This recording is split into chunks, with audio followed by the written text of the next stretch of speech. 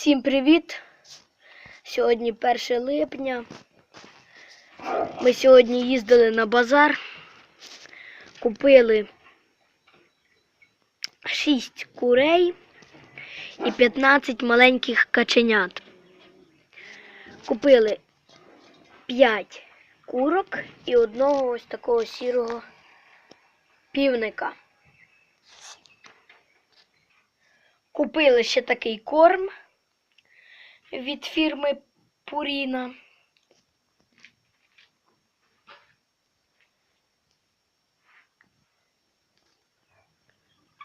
Даємо їм мелену кукурудзу, пшеницю, ну і пучок корму. Так як в нас є корова, є сир, тому ми даємо ще трохи їм сира.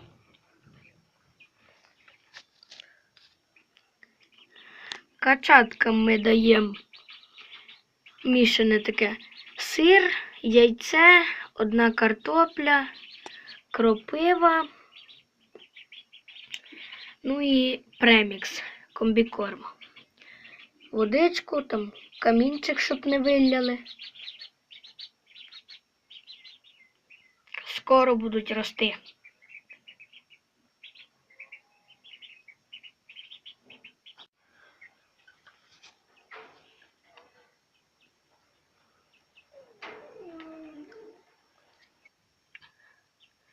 Курочки голошейки. Ось така курочка.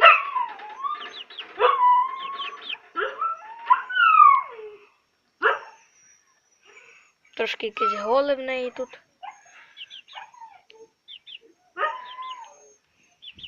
Важить десь кілограм 200, десь так.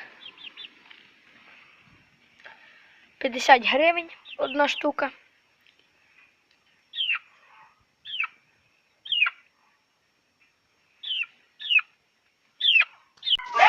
Ось такий півник.